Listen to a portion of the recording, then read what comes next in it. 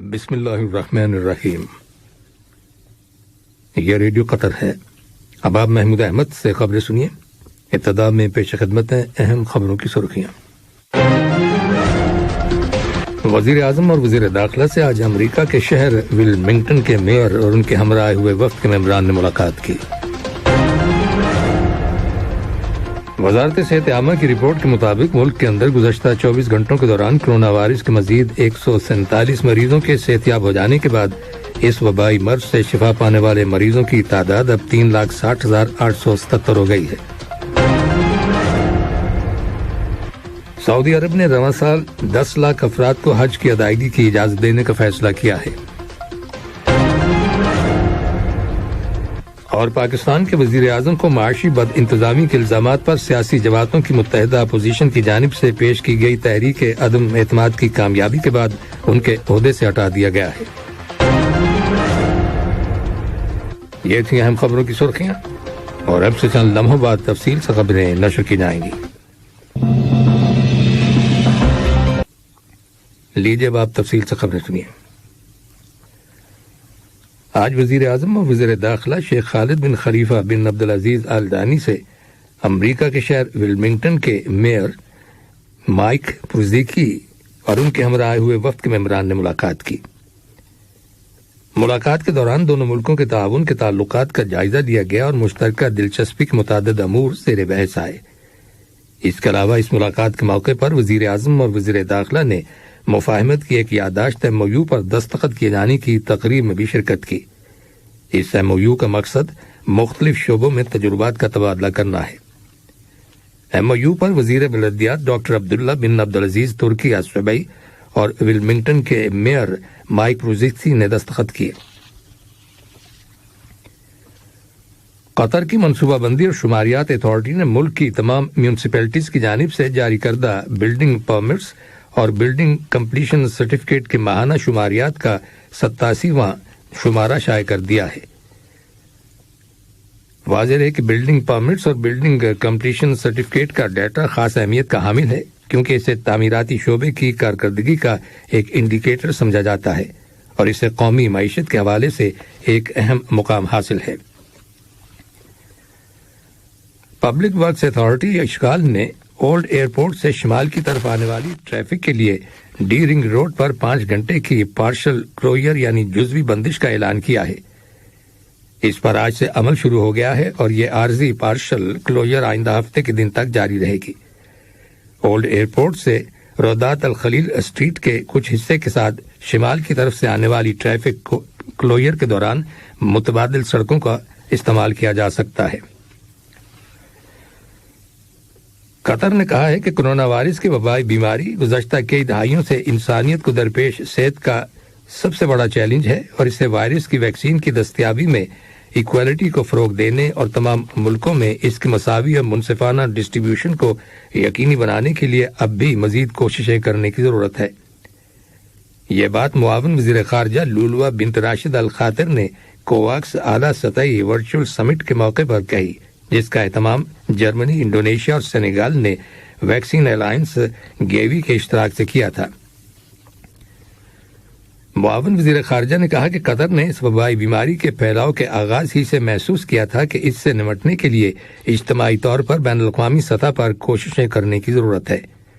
चुनांचे Qatar ने बहरान के आगाज से ही मुख्तलिफ नौइयत की इमदाद फराहम करके इसके असरात को कम करने में मदद दी है, जिससे 80 से ज्यादा ममालिक मुस्तफीद हुए हैं।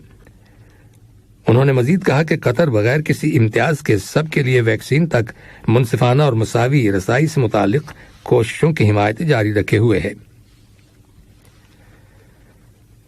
वजारत सेहत आमा की रिपोर्ट के मुताबिक मुल्क के अंदर गुज़श्ता 24 घंटों के दौरान कोरोना वायरस के 160 नए केसेस रजिस्टर किए गए हैं, जिनमें से 158 का ताल्लुक लोकल कम्युनिटी से है, जबकि 2 केसेस का ताल्लुक सफर से वापस लौटने वालों से है।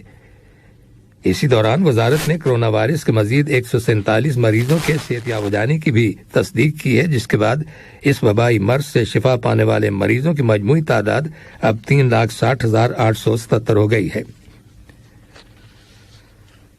सऊदी अरब ने रवां साल 10 लाख अफराद को हज की अदायगी की इजाजत देने का फैसला किया है।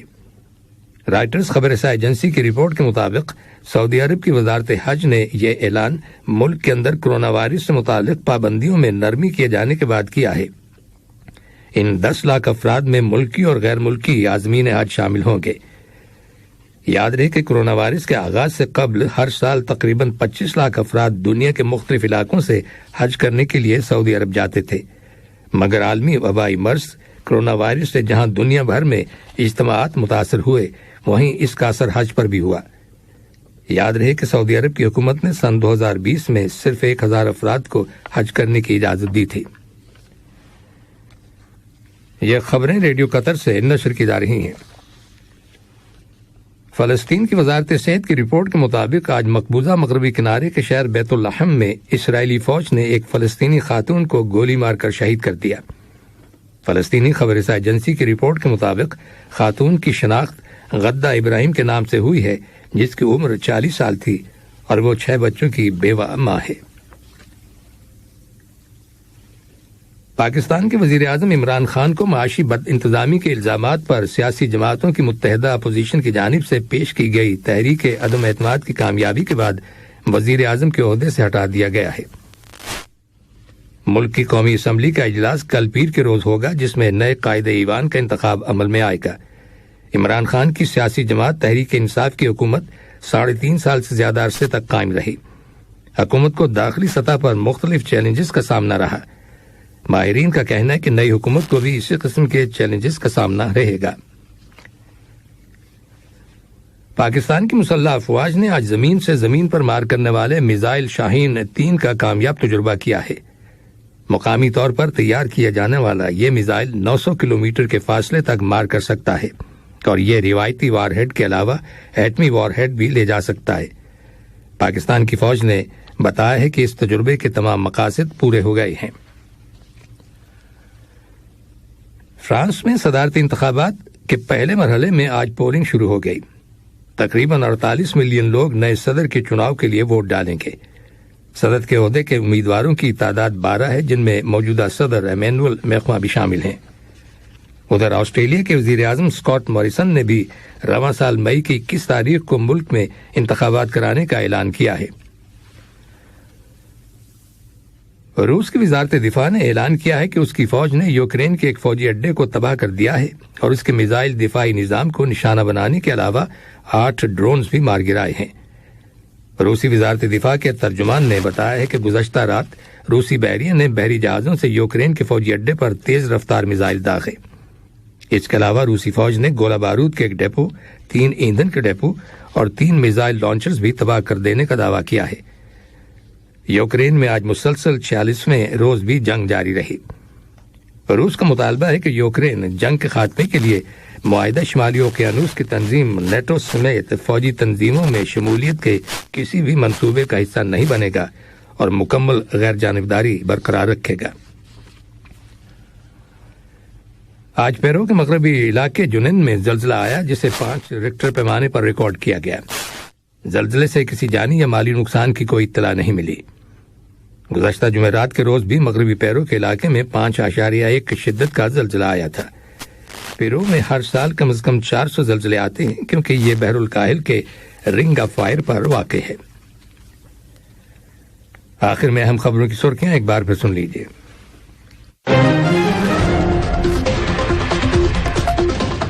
وزیر اعظم اور وزیر داخلہ سے آج امریکہ کے شہر ولمنگٹن کے میئر اور ان کے ہمراہ آئے ہوئے وفد ممبران نے ملاقات کی۔ وزارت صحت عامہ کی رپورٹ کے مطابق ملک کے اندر گزشتہ 24 گھنٹوں کے دوران کرونا وائرس کے مزید 147 مریضوں کے صحت یاب ہو جانے کے بعد اس وبائی مرض سے شفا پانے والے مریضوں کی تعداد اب 3,60,877 ہو گئی ہے۔ سعودی عرب نے رواں سال 10 لاکھ افراد کو حج کی ادائیگی کی اجازت دینے کا فیصلہ کیا ہے، اور پاکستان کے وزیر اعظم کو معاشی بد انتظامی کے الزامات پر سیاسی جماعتوں کی متحدہ اپوزیشن کی جانب سے پیش کی گئی تحریک عدم اعتماد کی کامیابی کے بعد ان کے عہدے سے ہٹا دیا گیا ہے۔ ریڈیو قطر سے خبروں کا آج کا دوسرا بلیٹن ختم ہوا۔ بسم اللہ الرحمن